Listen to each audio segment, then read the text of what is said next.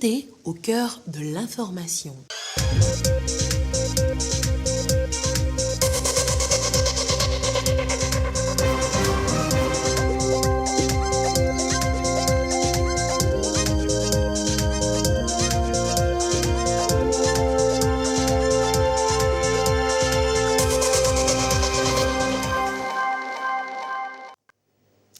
Bonsoir à toutes et à tous. Merci d'être avec nous pour le 20h de ce lundi. Au sommaire, la commémoration du mois de l'amnistie en Afrique. C'est Lomé qui abrite cette réunion des pays membres de l'Union africaine.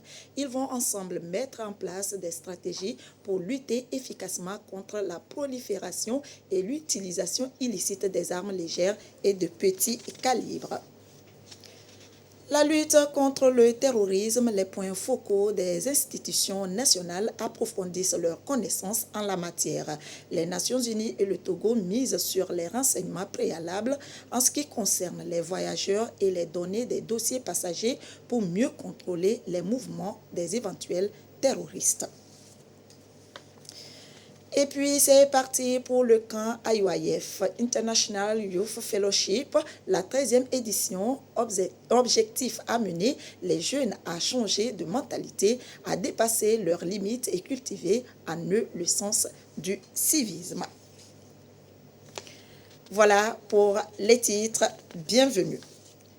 Le mois de l'amnistie en Afrique est commémoré cette année au Togo, une initiative de l'Union africaine pour la remise et la collecte des armes illicites. L'événement consiste à encourager les civils à remettre volontairement les armes illicites en leur possession sous réserve d'anonymat et d'immunité de poursuite.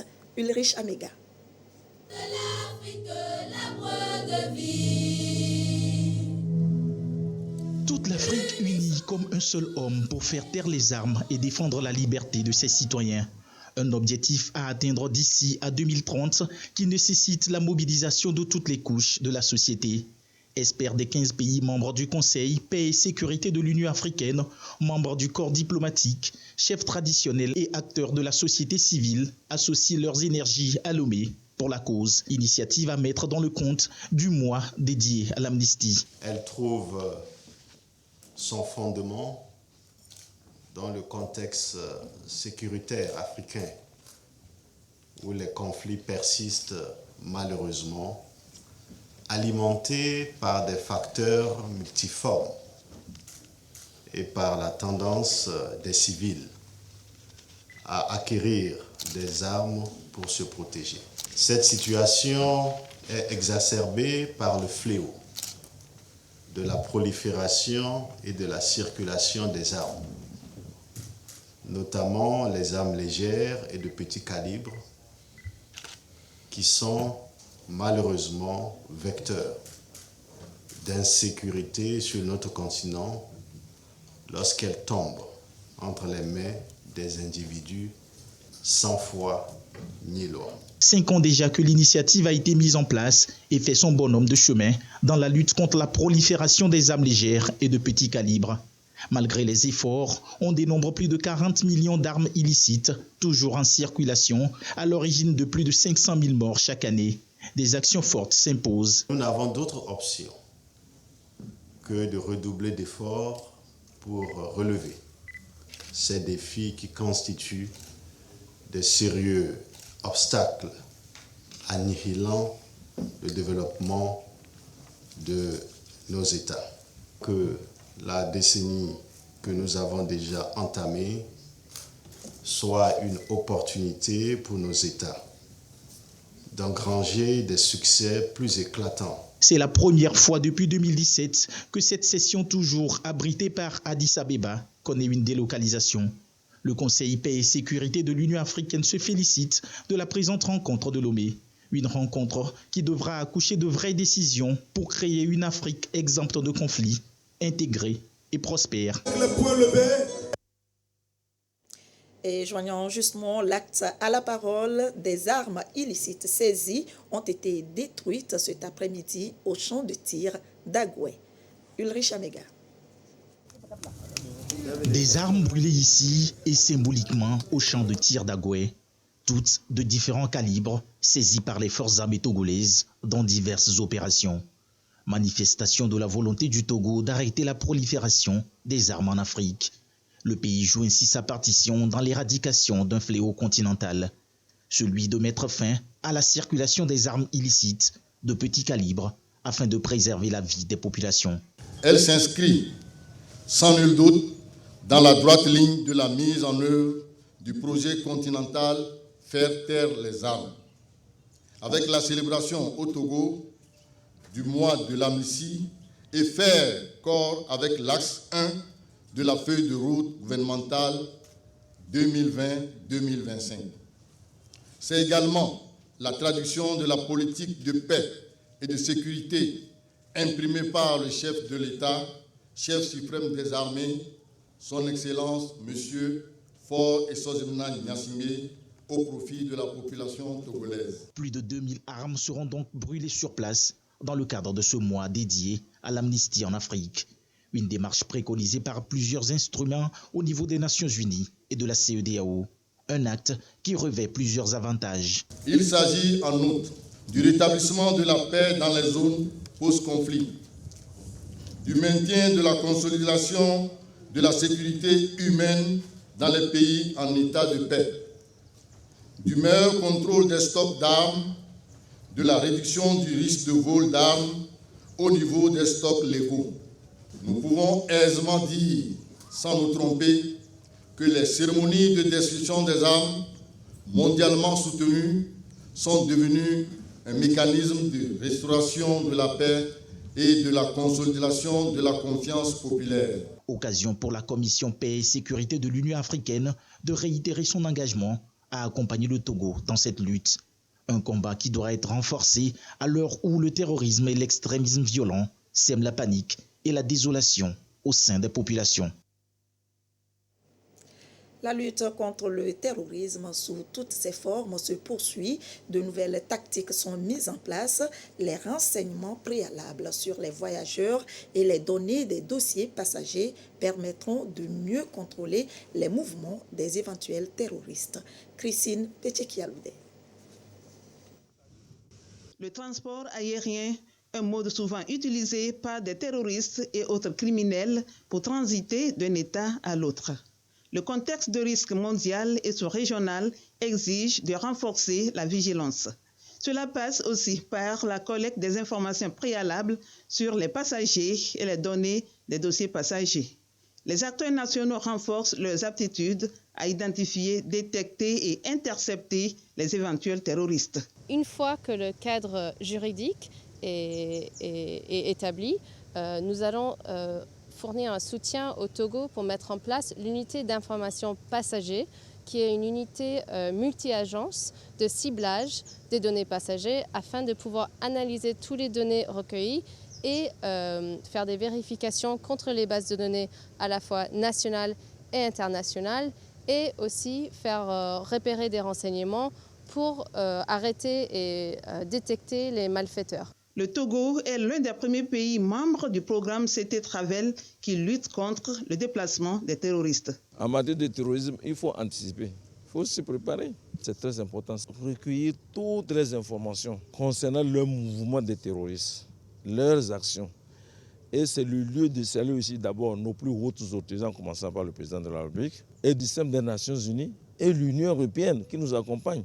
Le programme est rendu possible grâce au soutien de l'Union européenne qui réaffirme encore son engagement aux côtés du Togo. Le Togo est en train de donner une réponse qui nous semble adéquate, qui vise à la fois la répression, mais aussi un peu améliorer aussi les conditions de vie des gens dans le nord de Sava. Ils sont lancés en plan d'urgence qui est important.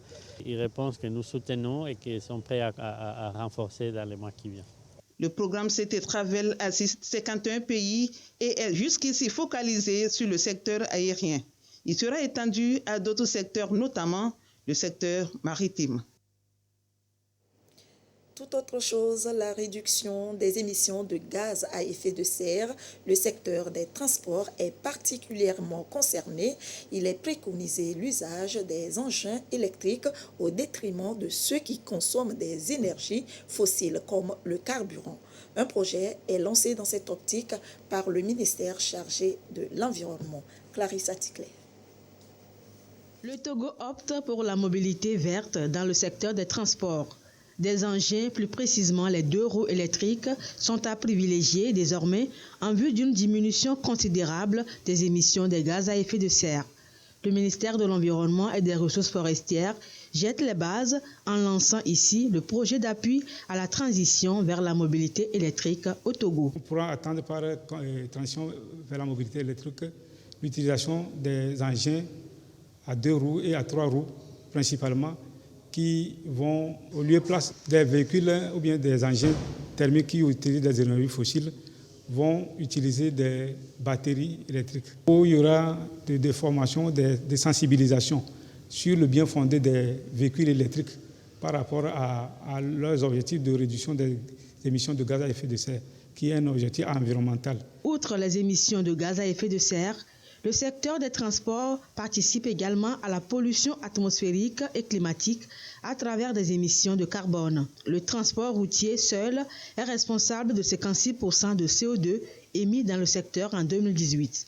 Le projet d'appui à la transition vers la mobilité électrique prend aussi en compte une conversion des engins à énergie fossile en électrique. Il est possible avec ce projet-là de pouvoir aller vers la conversion des motos ou bien des véhicules thermiques ou bien des véhicules qui utilisent des énergies fossiles, notamment le carburant, à se convertir vers des motos électriques utilisant des batteries. Le gouvernement veillera à ce que des bornes de recharge soient installées à des coins pour pouvoir permettre à ces utilisateurs de motos ou bien des tricycles à pouvoir recharger ces motos-là à temps réel. Le projet d'appui à la transition vers la mobilité électrique fait partie d'un programme global de plus de 860 millions de francs CFA. Il est financé par le Fonds pour l'environnement mondial FEM à hauteur de plus de 233 millions de francs CFA. Registre environnement, toujours avec les actions de l'ODEF, l'Office de développement et d'exploitation des forêts. La mise en terre des plants de différentes espèces pour restaurer le couvert végétal national à 25% d'ici à 2025. Marie-Reine Abeta, reportage présenté par Antoinette Omao. Vauvor. Et Tolili, dans la commune Zion 1. Sur ce site, des plants d'il y a 2 ans, mis en terre par l'Office de développement et d'exploitation des forêts, ODEF. On y trouve des tecs, le Melina arborea, Cola gigantea, Terminalia superba, Sena seamea et Ducaia senegalensis. En dehors de ce site, la structure marque également sa présence dans bien d'autres localités du pays. Avec l'ambition décennale et notre vision qui vise à atteindre 25% de taux de couverture d'ici à 2025, l'État appuie également l'ODEF à travers les budgets d'investissement. Et à ce niveau, il était attendu de l'ODEF la réalisation de 170 hectares de plantations. Et sur les 170 hectares, nous en avons réalisé 140 et il nous reste seulement juste 30 hectares dans la région maritime et des plateaux. Reboiser pour lutter contre la déforestation et l'avancée du désert, sensibiliser les populations et les accompagner vers de meilleurs rapports avec les arbres et la forêt, c'est sa mission depuis 1971, alors même que la question du changement climatique n'était pas aussi prégnante. L'ODEF, institution visionnaire, est plus que jamais au cœur du développement durable. À l'exploitation de nos domaines, nous octroyons des ristournes aux populations qui leur servent soit à créer des infrastructures socio-collectives ou à résoudre des problèmes ponctuels dans les localités telles que les forages, les écoles, même la construction des dispensaires et autres. L'institution a actualisé sa mission en accord avec les nouvelles ambitions nationales, notamment 1 milliard d'arbres plantés d'ici à 2030. Depuis le début de cette année, l'ODEF a reboisé 678 hectares dans différentes régions du pays.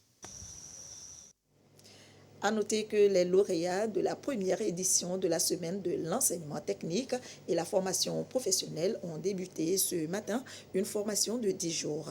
Ils vont apprendre à élaborer et à exécuter un projet entrepreneurial. Marie-Thérèse Nabédé voit Sandra Aziabé. Ils reçoivent les dernières consignes du ministre délégué chargé de l'enseignement technique et de l'artisanat pour tirer le meilleur parti de leur stage de 10 jours. Ces jeunes apprenants seront initiés à l'élaboration et à l'exécution d'un projet entrepreneurial. On veut leur donner les meilleures armes pour l'auto-emploi. Il y a certains qui avaient eu des prix en liquidité. En dehors de ça, ils ont droit à un stage en entreprise d'1 à 2 mois que nous avons négocié pour eux. Actuellement, d'autres ont fini, d'autres sont en cours, mais cette formation est venue. Et cette formation aussi fait partie du prix qui est prévu pour les encourager et surtout les amener à rendre en réalité et à pouvoir produire ou étendre leur production de ce qu'ils ont conçu, de ce qu'ils ont créé eux-mêmes, à les mettre en contact avec les financiers, les banques qui les accompagneront à ouvrir leur propre entreprise. Les modules de cette formation sont entre autres les qualités d'un bon entrepreneur. Notre objectif, nous formateurs, c'est d'abord de les encadrer sur le contexte de l'entrepreneuriat au Togo et ensuite les amener à changer ou à cultiver, à renforcer leurs compétences en caractéristiques ou aptitudes d'un entrepreneur. Aussi, au cours de ces 10 jours, nous allons leur montrer en réalité comment gérer durablement une entreprise. Ces jeunes apprenants, lauréats de la première édition de la semaine de l'enseignement technique et de la formation professionnelle, sont issus des écoles publiques et privées de différentes préfectures du Togo. C'est bientôt la rentrée scolaire. Les élèves vont reprendre les cours. Achat des fournitures scolaires, stress pour les parents. Abidé Lemou a fait un tour de ville. Reportage. Alassani, dit Leblanc, fait des emplettes pour ses 6 enfants. Les choses ont augmenté. Et pour 6 enfants, l'ensemble, j'ai payé les sacs, leurs sacs avec les choses, tout est élevé à 60 000, quelques poussières. Mais si l'année passée, le nombre dépassait comme ça, mais c'était 35 000 que j'ai payé tout. C'est une réalité, les prix des articles scolaires ont pris l'ascenseur. Les parents doivent en mettre plus dans l'enveloppe. C'est le désarroi. Cette année, c'est un peu particulier. Les prix ont légèrement augmenté. Parce que ces livres-là, l'année passée, c'était 1 000 francs. Maintenant, c'est 1 200. C'est déjà beaucoup. Est-ce ce qui explique la morosité sur le marché? Peut-être bien. La mayonnaise tarde encore à prendre, tout comme l'année dernière. Cette année, les gens viennent demander le prix et repartent, soit en disant qu'il n'y a pas l'argent. Il y en a ceux qui viennent acheter quelques cahiers. Contrairement à l'année passée, on vendait les cahiers à 1 000 francs, mais cette année, ils ont augmenté les prix à 1 300. Et puis, nous, c'est un virus sur le pays. Parce que les cahiers, on va se faire virus. Anthony peut avoir gagé non dit et à Siachang le marché civil que besoin à que va nous donc aya n'est pas cher mais globé et gagé mi c'est gagé du sous bon donc aya na chamé client nous va on balé non na nous chaud nous civil que on année passée non va me le va de carré va comme temps la mia pour rentrer la doire et que nous là non. La rentrée scolaire, c'est aussi les tenues scolaires. Dans cet atelier de couture, même si nous sommes loin de la grande affluence des veilles de rentrée, les comptes promettent d'être bons. Chez moi ici, je remercie Dieu, ça va bien.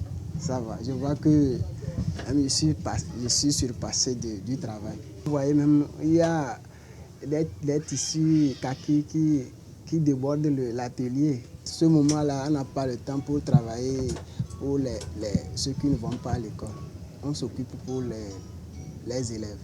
Le rendez-vous est incontournable. La reprise des classes est prévue pour le 19 septembre prochain au Togo, avec ou sans engouement sur les marchés, avec ou sans nouvelles uniformes. Le Premier ministre, chef du gouvernement, Victoire Toméga Doubé, a effectué un déplacement dans la localité de Dankpen, au nord de Guérin-Kouka, où elle a assisté au lancement officiel du projet de paiement de transfert monétaire dans le cadre du financement additionnel du projet de filets sociaux et services de base. Un projet qui compte renforcer la résilience dans plus de 100 000 ménages vulnérables au Togo. Le point avec Yves Agbevivi. Inscrite au projet de paiement de transfert monétaire, cette dame vient de percevoir son argent. Nous sommes à Kouloubal dans le Grand Bassar. Madame le Premier ministre, Victoire Toméga Doubé, a fait le déplacement au lancement officiel du projet évalué à plus de 18 milliards de francs CFA.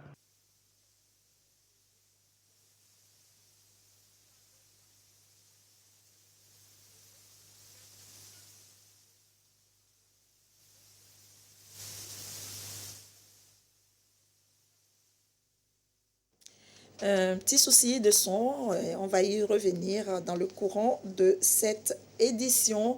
Passons tout de suite à l'actualité hors du Togo. Au Kenya, le président élu William Ruto tend une main fraternelle à ses rivaux. Nous ne sommes pas des ennemis, nous sommes des Kenyans. Unissons-nous pour faire du Kenya un pays que tout le monde sera fier d'appeler sa maison, a-t-il déclaré depuis sa résidence. Le président élu du Kenya, William Ruto, tend la main à ses rivaux dans l'un de ses premiers discours après la confirmation de sa victoire par la Cour suprême ce lundi.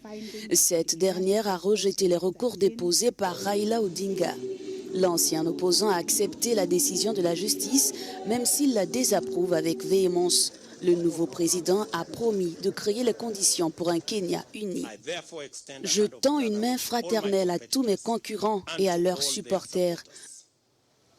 Nous ne sommes pas des ennemis, nous sommes des Kenyans.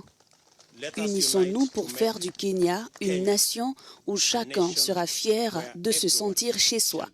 À l'annonce de la confirmation de la victoire du président élu Ruto, quelques petits groupes de supporters ont laissé éclater leur joie dans les rues de Nairobi. Plusieurs présidents africains ont adressé leurs félicitations sur les réseaux sociaux. À 55 ans, William Ruto devient le 5e président du Kenya. Revenons en page nationale pour le lancement du roadshow. Acteurs commerciaux et usagers du corridor togolais échangent sur les protocoles régissant le commerce des produits agro-pastoraux. Norbert Agbedanou et Eli Agba-Nyadao pour plus de détails. Les bonnes pratiques pour faciliter le transport des produits et le commerce transfrontalier au cœur des échanges. Toute la chaîne du commerce est ici représentée. Les pères fondateurs de la communauté économique des États de l'Afrique de l'Ouest ont voulu, à travers les différents règlements qui ont été adoptés, créer un cadre propice pour permettre à l'ensemble des acteurs économiques, je veux dire, de circuler librement dans l'espace, surtout lorsqu'il s'agit des produits originaires, c'est-à-dire notamment les produits de l'agriculture et les produits du cru. Ces règlements ont été certainement adoptés par tous les États. Malheureusement, la mise en œuvre fait problème. Elle fait problème du fait de la méconnaissance des textes par certains acteurs. L'occasion nous est donnée à travers ce roadshow d'expliquer le minimum, je dis bien le minimum, que ces acteurs, ces corps habillés, douane, police et gendarmerie et services de l'immigration qui doivent savoir sur le b.a.-ba des protocoles de la CEDEAO liés à la libre circulation des personnes et des marchandises. Nous avons associé l'ensemble des spécialistes qui vont venir expliquer à nos commerçantes et aux commerçants quelles sont les dispositions à prendre pour se mettre à l'abri des tracasseries. Ces acteurs évoquent les récurrents problèmes afin d'en ébaucher des pistes de solutions. C'est le lieu que chacun puisse sortir les différentes difficultés qu'il rencontre, les différents manquements qu'il rencontre de part et d'autre des acteurs, pour permettre à ce que compréhension puisse se faire, permettre à ce que information puisse être partagée, permettre à ce que chaque acteur puisse prendre connaissance et compréhension de sa responsabilité dans la mise en œuvre donc, des politiques de libre circulation des produits agricoles au niveau donc, de la région de l'Ouest Afrique et principalement sur les corridors togolais reliant donc, les pays frontaliers. Cette campagne de sensibilisation traduit l'engagement de la Commission douanière de la CEDEAO au respect des tests communautaires de libre circulation. La tracasserie douanière reste un caillou dans la chaussure de l'intégration sous-régionale. Cette audience accordée ce jour par le président de la République, Faure Eswazimna Gnassingbé, le chef de l'État a reçu Christophe Lungundula, vice-premier ministre de la République démocratique du Congo, venu participer à Lomé à la réunion du comité de suivi de la transition au Mali. Il est aussi porteur de messages du président Félix Tshisekedi. Ce dernier félicite le chef de l'État pour son implication dans la recherche des solutions durables dans les différentes crises qui secouent la sous-région ouest-africaine. Il lui exprime également son soutien et son amitié. Nous l'écoutons au micro de Ramdan Bassina. Permettez-moi de remercier le président de la République qui a bien voulu me recevoir. C'était un grand honneur. Je l'en remercie sincèrement et infiniment. Ensuite, je suis venu à Lomé pour participer à la réunion du comité de suivi de la transition au Mali. Et à cette occasion, son frère, le président Félix Antoine Tshisekedi Tshilombo de la RDC, m'a demandé de le saluer chaleureusement, de lui exprimer une fois de plus je ne vais pas dire son amitié, ses sentiments fraternels, et sa volonté, son appréciation des relations qu'ils entretiennent. Il m'a demandé aussi de les féliciter pour les efforts qu'ils déploient afin de résorber la tension qui existe actuellement entre deux pays importants de la CEDEAO, à savoir le Mali et la Côte d'Ivoire. Le président Tshisekedi a suivi aussi la libération de 3 soldats, de 3 femmes soldats de la Côte d'Ivoire il y a quelques heures. Il tenait aussi à en féliciter le président et à l'encourager. Et enfin, le président Tshisekedi a appris ce que vous avez connu par l'action terroriste dans votre pays, je crois dans la partie nord. Le Congo est aussi victime du terrorisme. Le Congo, c'est un pays qui a toujours été un pays très lié au Togo. Le peuple congolais, le peuple togolais sont des peuples frères. Ceux qui frappent le Togo frappent aussi le Congo et vice-versa. Donc nous mesurons la gravité de la situation, nous mesurons la gravité de la menace terroriste et le président Tshisekedi m'a dit de dire au président qu'il est vraiment solidaire avec lui et que toutes ces épreuves interpellent à une plus grande solidarité entre les Africains, à la construction d'une architecture de défense commune, à la construction d'une architecture pour débarrasser nos peuples de ces cancers qui tend à se métastaser en Afrique, au Mozambique, les pays africains, le groupe des 5, la RDC, Afrique centrale, le Togo, la Côte d'Ivoire aussi, et on peut citer. Donc ça, c'est un problème réel, nous devons prendre à cœur. Et en deuxième et dernière audience, le chef de l'État Faure Eswazimna Gnassingbé a conféré avec une délégation malienne. Elle est conduite par le ministre des Affaires étrangères et de la coopération internationale, Abdoulaye Diop. Il est là dans le contexte de la réunion du comité de suivi de la transition au Mali. Le président de la République est acteur majeur dans la résolution de la crise dans ce pays. Abdoulaye Diop a transmis les chaleureuses félicitations du président de la transition, Assimi Goïta, au chef de l'État Faure Eswazimna Gnassingbé pour son engagement ferme et sa disponibilité. Et nous allons y revenir. C'est parti pour la 13e édition du camp IYF International Youth Fellowship, 3 jours pour amener les jeunes Togolais à changer de mentalité, à se surpasser face aux grands défis de l'heure et à cultiver en eux le sens du civisme. Sandra Zialbe. Plus de 2000 jeunes Togolais participent au camp IYF édition 2022. Cette 13e édition s'ouvre sous la projection de 1000 feux.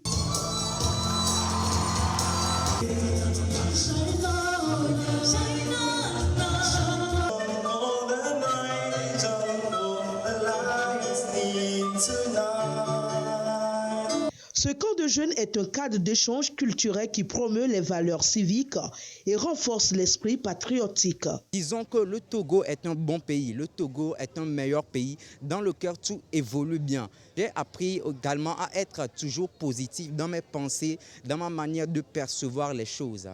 Nous pensons que nous sommes trop misérables, alors que nous sommes allés jusqu'à dire dans notre hymne national que nous sommes l'or de l'humanité. Aujourd'hui, moi aussi, j'ai retenu que selon le ciel, ce que nous disons, c'est ça Dieu va retenir.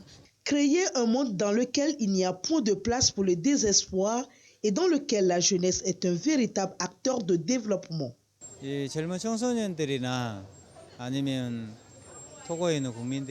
Souvent, les jeunes, lorsqu'ils rencontrent les difficultés, ils sont découragés, ils disent que c'est impossible, c'est difficile, on ne peut plus rien faire. Cependant, je suis venu ici pour changer le point de vue. En fait, ce n'est pas à cause de la difficulté qu'on est difficile. En fait, la difficulté n'existe pas. Je suis venu pour apprendre et pour enseigner qu'il n'y a que le bonheur ici. Si on peut changer seulement la mentalité. Donc du coup, pendant les 3 jours, j'ai délivré ces messages. Comment on peut changer les points de vue pour voir le bonheur. Je trouve que les jeunes Togolais sont beaucoup plus actifs et dynamiques, énergétiques, plus que d'autres pays en Afrique. Et je suis tombé amoureux de jeunes Togolais à travers ma visite ici.